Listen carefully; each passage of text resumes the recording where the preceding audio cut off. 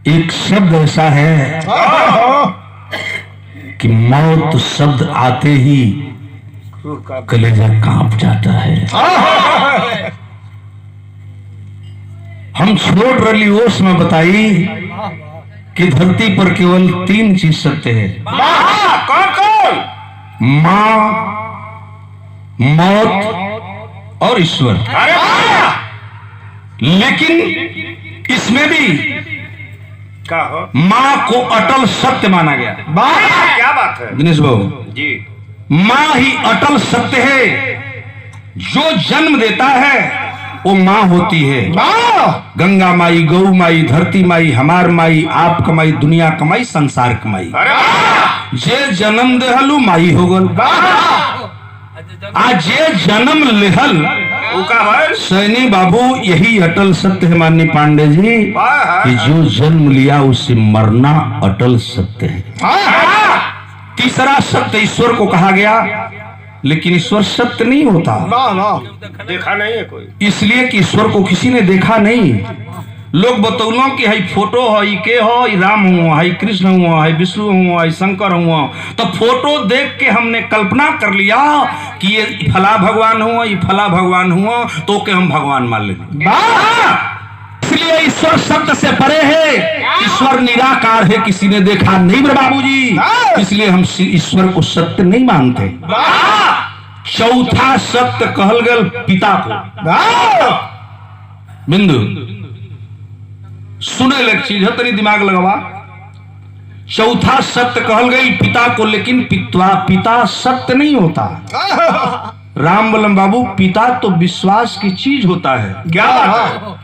लोग कहो कवि जी फलाने कि हई फलाने तोहर बाप हुआ, तो राम मोहन बाबू हम तब जानिला कि ये मने हमरे इहे बाप हुआ। तो लइका उनके दादा कहेला, हई लोग बतावेला कि ये तो चाचा हुआ, तो लोग चाचा कहेला। ये लिए पिता भी सत्य नहीं होता है, वो भी विश्वास की चीज होता है। अब दुनिया में कोई सत्य है तो केवल 2 चीज है। पहली सत्य मां और दूसरा सत्य मौत। मौत मीनाक्षी, ये मौत आई कैसे? बहुत विचारी विषय हो। पृथ्वी पर जब जब जिस चीज की जरूरत पड़ी तब तब वह चीज मिला, लेकिन मौत कहां से आई? कहां से? अब हम 5-7 मिनट में बताइए कि मौत कैसे आई। वाह वाह। जौना में नाना भी गईला, चाचा भी जई, हमरो दादा गईला, हमार माइयो चल गई। कहियो ये दुनिया के लोग सब पारा पारी जाई, ये सही है। कभी जी एगो तरज बा, कहाँ स्वर बा आपका? हाँ ठीक है, चलिए आइए। आप तर्ज कलाई लोहा बा मास्टर हमारा गीत के कि प्रिया मोर कुंवरी कन्हैया, प्रिया मोर कुंवरा कन्हैया, बुलावा बसुरिया बजाई के।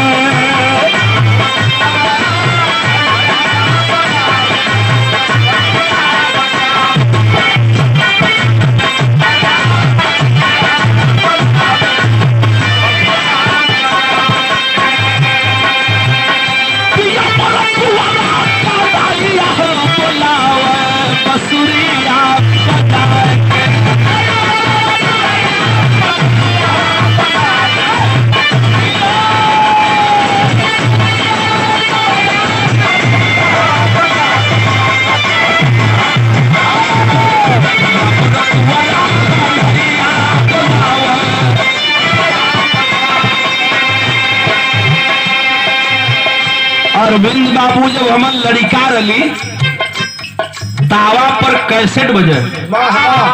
बिरहा जगत में यूट्यूबर साथ में बैठे हैं, गौर से बोल रहा है गौरी शंकराचार्य। बिरहा जगत के भाइयों कमेंट करते हो आप। लेकिन बिरहा जगत में जब तावा की कैसेट चली थी, बिरहा के कलाकार सर समाज के हुए, लेकिन सबसे पहले अगर किसी की कैसेट आई थी बिरहा जगत के कलाकारों में, तो उस महाविभूति का नाम था माननीय राम सेवक सिंह, जो बिरहा में पहली कैसेट तावा की आई थी। इसलिए मैं एक बात बताने जा रहा हूं ओकरा बाद एगो मेहरारू को कैसे टाई रहल वाह वाह तू गौले रहल रही, तू गौले से के मेहरारू का गीत हम सुन ले रही, आप लोग भी सुना वाह रहला। वाह अंगना में पड़ना फूलवा,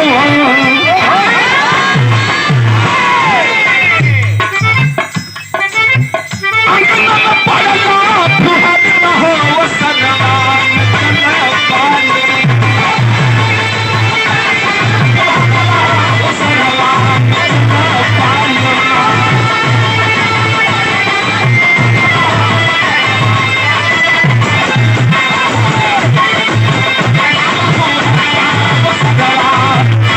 भयानक खबर बाबूजी, यह मौत रूपी चीज धरती पर आई कहां से? हम अपना गीत के माध्यम से श्रद्धांजलि देते हुए एक लाइन बताने जा रहा हूं। सम्मान तोहरा और कहीं का मीनाक्षी, वाह और कभी कभी यह प्रश्न आपके भी सामने आया होगा, मैं तो नहीं जानता हूं लेकिन कहीं आया होगा। तो लोग सवाल करते हैं, मैं बड़ा घमंड से बोलता हूं कि मीनाक्षी राज मेरे घर के बगल की गायिका है। वाह वाह बहुत बहुत अभिनंदन, आशीर्वाद और ऊंचाइयों को छुए, आपकी तरफ से सम्मान आए। हम चर्चा कर जाते नहीं जब ये धरती पर मौत ना रहल, इतने बिरहा सुनने वाले श्रोता बैठे हैं मेरे बाबूजी, थोड़ा सा कल्पना कर लेंगे कि अगर धरती पर मौत नहीं होती तो फिर धरती का रूप कैसा होता। दिमाग में थोड़ा कल्पना करें कवि जी, यदि मौत धरती पर नहीं होती तो ये धरती का रूप कैसन हो? वाह वाह नहीं, मौत आई कैसे मैं बताने जा रहा हूं। लाइन होगी शुरू और करिया तनी 2 मिनट शुरुआत है कब की?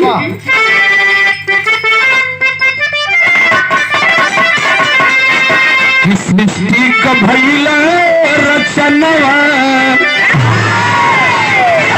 सृष्टि का भइल रचनवा हो बयानवा पुरनवा बतावा।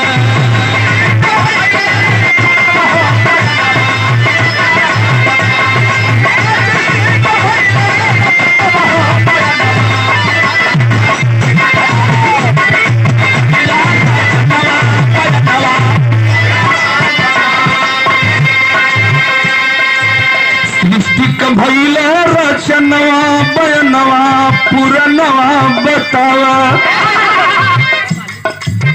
कहीं कहीं वेद बताता है, शास्त्र बताता है कि जब सृष्टि की रचना की गई तो आदि देव ब्रह्मा विष्णु शंकर वाह वाह तीनों देवताओं ने मिलकर के सृष्टि की रचना किया। वाह वाह सबसे पहले मनु स्तूपा को पैदा किया गया। यह पुराण बताता है और वही विज्ञान बताता है कि नहीं, सृष्टि की रचना मनु स्तूपा से नहीं हुई, सृष्टि की रचना विज्ञान से हुई, जल से हुई, यानी जल से जीव की उत्पत्ति हुई। यह विज्ञान में हमको पढ़ाया गया है।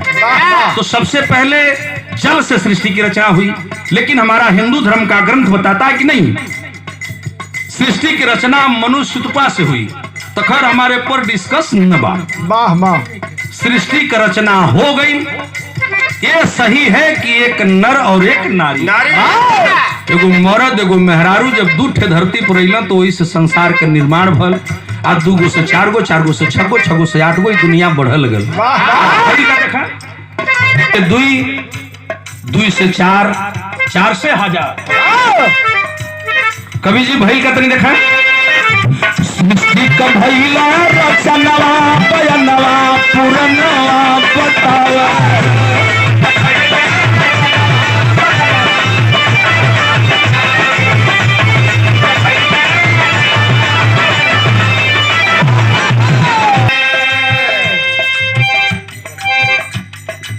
सृष्टि का भइला रचनवा बयानवा पुरनवा बतावा। माया का बनला जानवा बयानवा पुरनवा बतावा।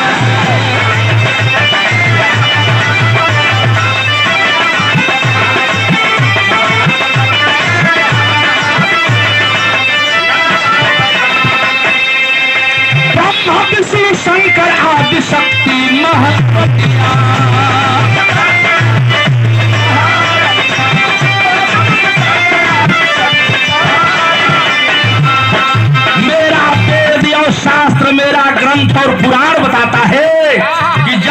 धरती पर कुछ नहीं था, चारों तरफ जल ही जल थे।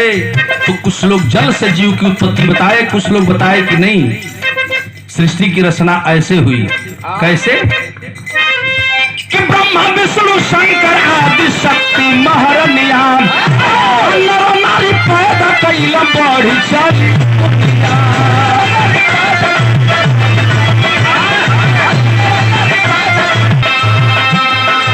मानव भयल बाला नवा बयनवा पुरनवा बतावा।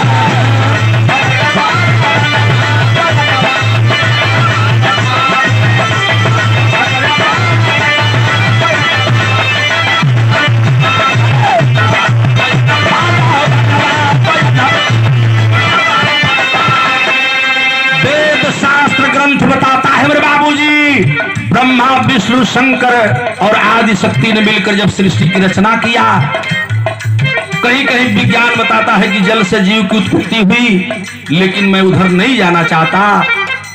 एक से दो, दो से चार, चार से हजार। वाह वाह। पृथ्वी पर जब मनुष्यों की संख्या बढ़ने लगी, धीरे धीरे लोगन का जब संख्या बढ़े लगल, तो आप लोग पढ़ले हैं, हमन पढ़ले हैं कि हम मानव इस तरह का मानव नहीं था। इतना बढ़िया न कपड़ा रहल, न इतना बढ़िया बोले के शुद्ध ढंग रहल, न खाए के ढंग रहल, न बोले के ढंग रहल, न चले के ढंग रहल, न पानी पिए के ढंग रहल। मानव नंगा था, उसे पशु पक्षी का ज्ञान नहीं था। इतिहास बतावला कि मनुष्य पशुवत के समान प्राणी था, लेकिन जब उसमें बुद्धि का विकास हुआ, मानने की बोल भैया, तो आदमी धरती का मनुष्य लोग सोचा लगवा कि ये मर्दे हमन के इतना जने हैं, हमन के ऊपर ही तीनों गो देवता हुआ, ब्रह्मा विष्णु शंकर। यह जवन कहल वह हमन के माना के पड़ेला। तो कुछ लोग पंचायत भी तोड़ला। यही तरह जब संगोष्ठी हुई तो कोई व्यक्ति चालाक था, खड़ा होकर कहा कि हम ऐसे मूर्ख हैं कि ब्रह्मा विष्णु शंकर जवन कहल वह हमन करीला, अगर हमन उन्हन का कहल का ना कल जाई तो वो लोग जवन मन करी तो सजा भी देला। तो ऐसे बढ़िया ई रहत कि अगर ये तीनों ना रहता तो हमहन के अपन शासन होइत, अपन व्यवस्था होइत, अपन राज होइत। तो कुछ लोग कहला तो कैसे ना रही हैं, तो कल काहे नहीं तीनों के खत्म कर दिया जा। तो मौत तो रहल ना, लेकिन मनुष्यों के दिमाग में आया कि हम ब्रह्मा विष्णु शंकर को खत्म करेंगे। एक बेर पत्थर का भदौड़ा हथियार रहल, इतना नुकीला न रहल मीनाक्षी, किट दे मारा, पिट दे ससुर मर गई, कुल थोड़ा रहल। जौने पौलस लेके लोग पहले ब्रह्मा के मारे बदे दौड़लन, अब ब्रह्मा भागे लगलन, मनुष्य पीछा कर लेलन। अब गौर करब, ब्रह्मा जी भागत हुआ, आदमी पुकियावत हुआ। आज जब पहली बार ब्रह्मा पर लोग चढ़ाई किए तो ब्रह्मा का कोनो उपाय न लोग, खाली भागा या आदमी मनुष्य पुकियावा। भैल का बिरह का गीत बड़ी गजब हो का भाई। मानो बलशाली फपद लाल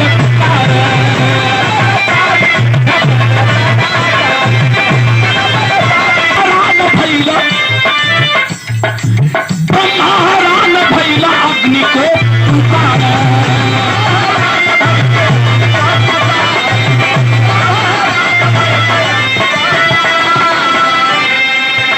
चढ़ाई कर दिए, जब धरती के मनुष्य ब्रह्मा पर चढ़ाई कर दिए ब्रह्मा को मारने के लिए। ब्रह्मा केवल भाग रहे थे, दूसरी कोई उपाय तो थी नहीं, भागत जाए लो पुकियावत जा।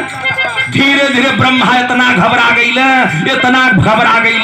कि एक समुद्र के किनारे खड़े हो गए। एक तरफ मनुष्यों का हुजूम और दूसरी तरफ समुद्र, जाए तो कहां जाए, फंस गई ना ब्रह्मा। आज जब ब्रह्मा हैरान भइल तो क्रोध भइल, क्रोध में आंख मुनल, आंख मुनल तो अग्नि का स्मरण किया। वाह वाह। ब्रह्मा भागने लगे, मनुष्य पीछा कर लिए, उपाय कौनो न हो। ब्रह्मा जी अखिया मुन ल, अखिया मुनल तो एक ध्यान लगौल। और ध्यान किसका किए, बात किया गया उसी का। क्या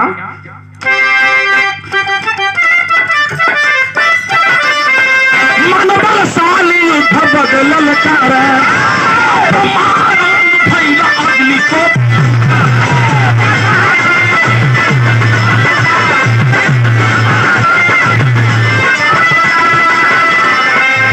प्रगति है अग्नि वही छना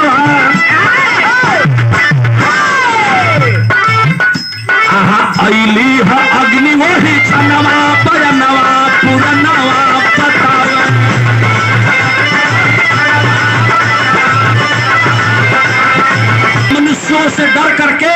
मनुष्यों से डर करके ब्रह्मा ने अग्नि का स्मरण किया और अखिया से ज्वाला निकलल वो अग्नि रूपी एक लपट बन गई।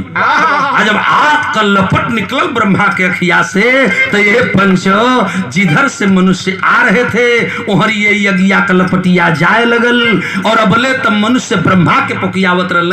जब आग का लपट मनुष्यों की तरफ गई तो मनुष्य जलने लगे। आग की तपन जब लगी तो लगला पीछा भग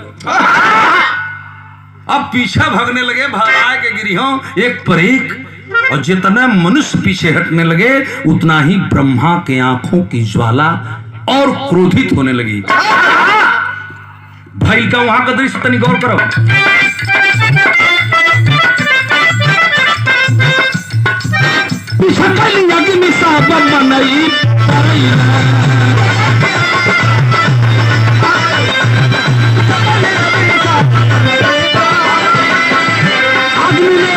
कर लिया मनुष्य भागने लगे और जब मनुष्य भागने लगे मेरे बाबूजी हुआ का जरा सा गौर करेंगे।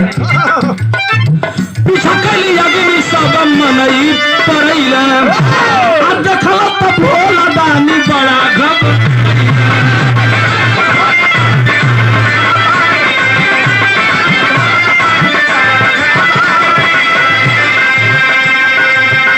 कल त्रिशूल वही छना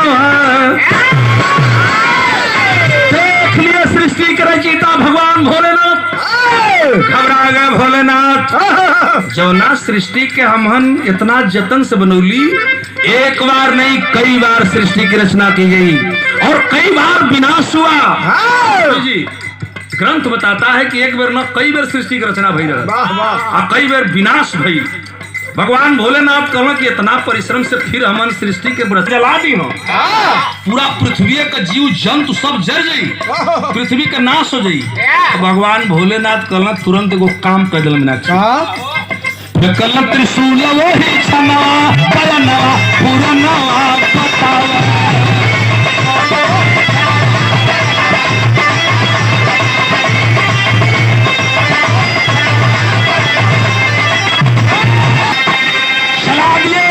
भगवान भोलेनाथ का वह स्वर्णिम त्रिशूल। अब यही विरहा सुनने वाले श्रोता बंधु जरा सा गौर करेंगे। माननीय दिनेश पांडे जी जवन हमन आज त्रिशूलवा देखिला ओकर रूपवा करिया हो लेकिन मीनाक्षी जी ओ समय भगवान शंकर जवन त्रिशूल चलू रहलन ओके भी भगवान विश्वकर्मा बनौले रहलन तो करिया न रहल उ स्वर्णिम त्रिशूल छोड़ दे भगवान भोलेनाथ त्रिशूल को। आज जिधर से अग्नि आ रही थी ओहरा त्रिशूलवा चलल बिचवा में अग्नि और त्रिशूल का टक्कर हो गया। अरे गौर करेंगे जब अग्नि और त्रिशूल दोनों में टक्कर किया तो बाबूजी दोनों की टक्कर जब हुई तो त्रिशूल जल करके भस्म हुआ काला पड़ गया तब से त्रिशूल करिया हो गया। अग्नि की लपट खत्म तो हुई जरूर लेकिन जहां दोनों शक्ति का टक्कर हुआ ओजा एक तीसरी शक्ति का उत्पत्ति हो गई।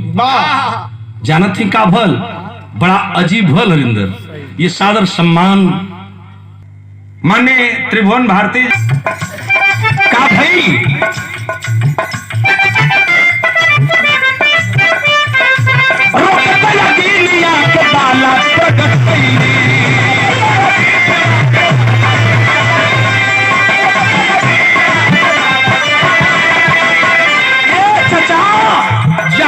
त्रिशूलवा और अग्निया का टंकर भइल राम बलम बाबू वहां एक ठे लड़की पैदा हो गई लेकिन अरविंद बाबू लड़की आज की लड़की नियर न रहल।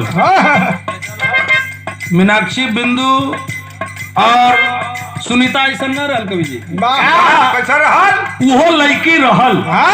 ओ का दुगो गोड़ रहल, दुगो हाथ रहल, आंख रहल, मुंह रहल, नाक रहल, सब रहल। वाह वाह लेकिन आज कल लड़की कोनो गोर हुई, कोनो करिया हुई, कोनो सांवर हुई, कोनो तनी लमहर हुई, कोनो तनी नाक हुई। लेकिन वो लड़की कैसन रहल तनी भाई देखा, एक रंग का आज कल रोकतया गिलिया ये कब्बाला प्रगटैली, काला लाल पीला पीला रंग का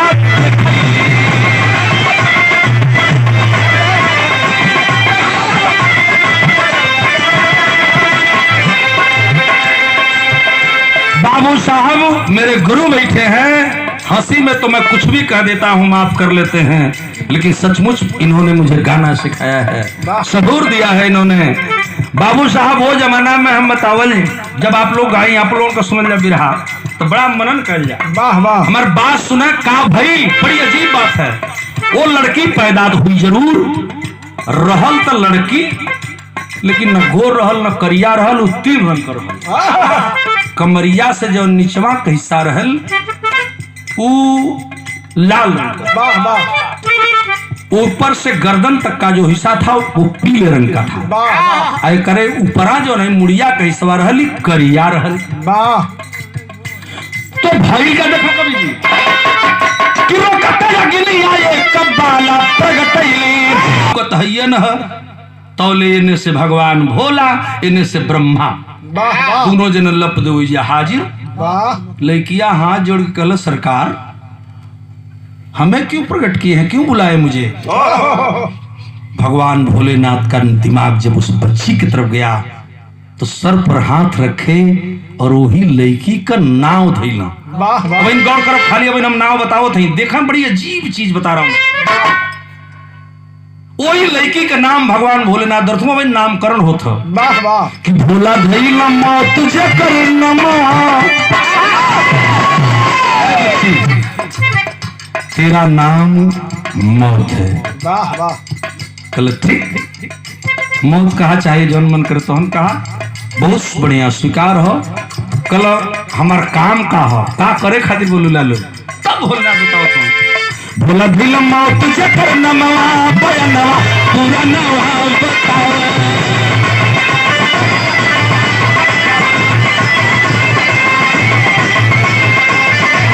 अरे लड़की तेरा नाम मौत है, ब्रह्मा शंकर के ताकत हुआ, शंकर ब्रह्मा के ताकत हुआ, कलम मौत वाह तो सरकार हमार काम का हो। तब बतौला कि तुझे जाना होगा मृत्युलोक में, पृथ्वी पर जाकर के लोगों को मारना होगा, हत्या करनी होगी और लोगों का प्राण निकालना होगा। वाह भगवान भोलेनाथ कहना कि कई बार अगर सबके जरा दबा ब्रह्मा जी तो सबन खत्म हो जाई, आई जाई तो पारा पारी लेके आई, तो एक आदमी जन्मी एक आदमी मरी, उसी का परसेंटेज आज चल रहा है। कुछ लोग मरते हैं कुछ लोग जन्म लेते हैं, मैं उधर नहीं जाना चाहता। लड़कियां से जब लोग कहला राम भवन ले जाना होगा मृत्युलोक में, जीवों की हत्या करनी होगी, लोगों को मारना होगा, मार करके प्राण निकाल करके लाना होगा और यमलोक में देना होगा। मौत नाम की बच्ची जब यह काम सुनती है बाबू, बिरहा सुनने वाले पंच गोसाई वही जो लड़कियां झरझर झरझर रोवा लगल।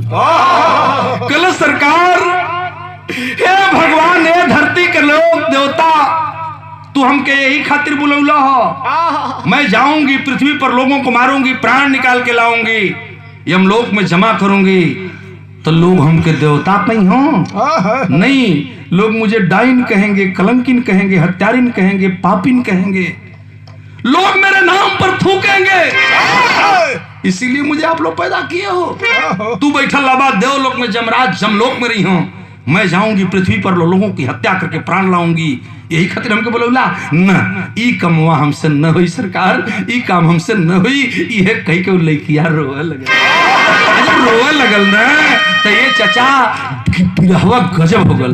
जब लड़कियां रोए लगल तो ब्रह्मा जी शंकर के ताकल लगल, शंकर जी ब्रह्मा के। अब का होई तो कैला लोग का तनी हक दे देखा वाह वाह कि आखिया कया सो ब्रह्मा अजूरी में रोकला,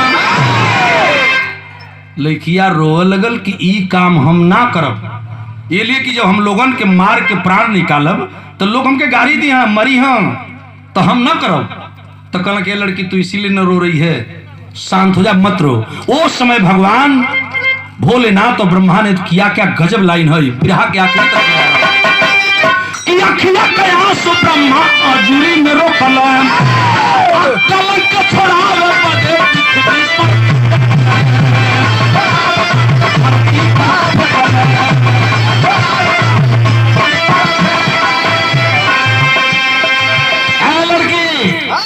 तू इसीलिए न रो रही रे पगली कि तू जब लोगों की हत्या करोगी, लोगों को मारोगी, प्राण निकालोगी तो लोग तुझे पापिन डाइन हत्यारिन कहेंगे।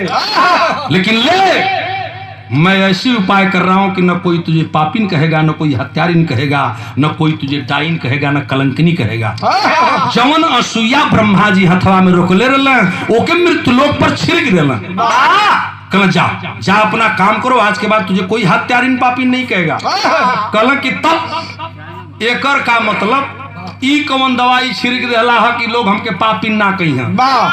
तब भगवान भोलेनाथ समझलो कि जानती हो जो आग का आंसू जमीन पर गिरा है, आज के बाद धरती पर जब कोई व्यक्ति मरेगा तो यह आंख का आंसू मौत का कारण बनेगा।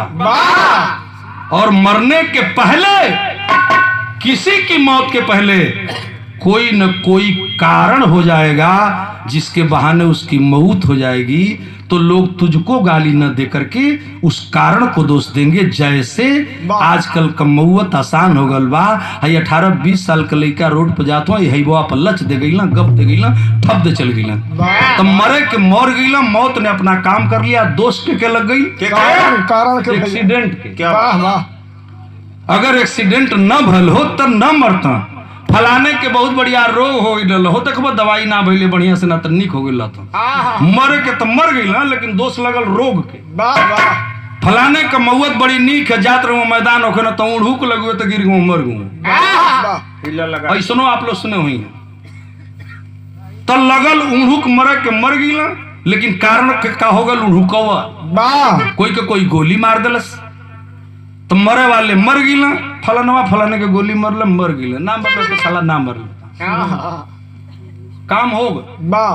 वही आंसू जो गिरा वो मौत का कारण बना, रोग बना, व्याध बना।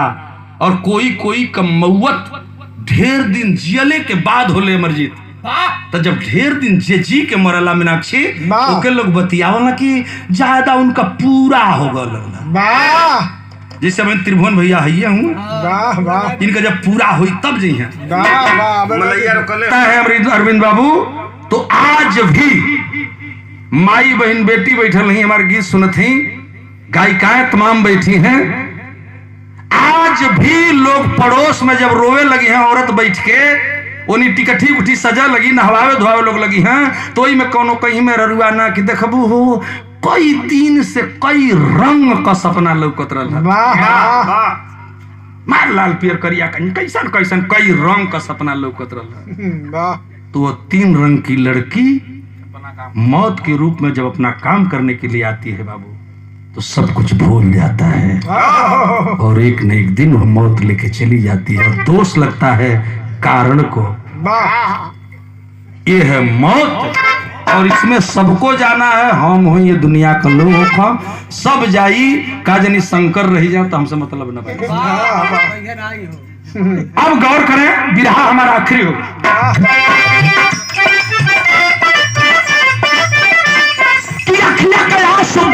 आजूरी मेरो कलम कलंक छोड़ावे पदे पृथ्वी पर।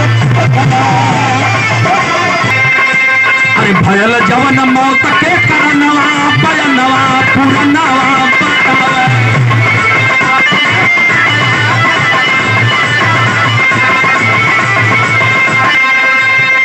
वही मौत का कारण बना। और आज भी जब आदमी मरता है तो कोई न कोई कारण जरूर होता है।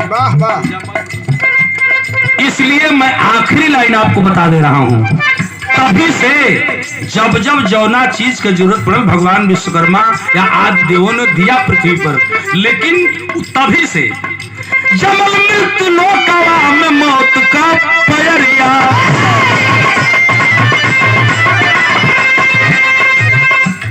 चचा चाय के पड़े हो सब छोड़ के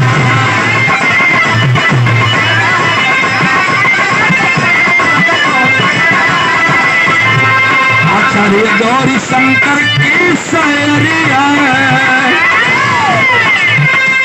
आचार्य गौरी शंकर की सैरिया हो कोयरिया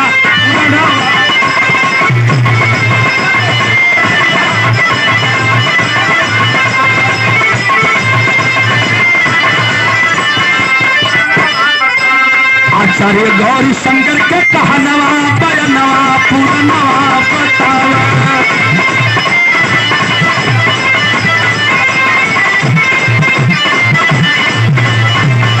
माया के बनला कहनवा बयनवा पूर्णवा बतावा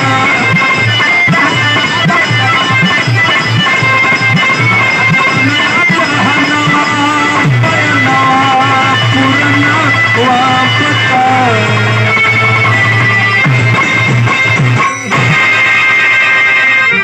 बहुत बहुत सम्मान अमरजीत बाबू बहुत बहुत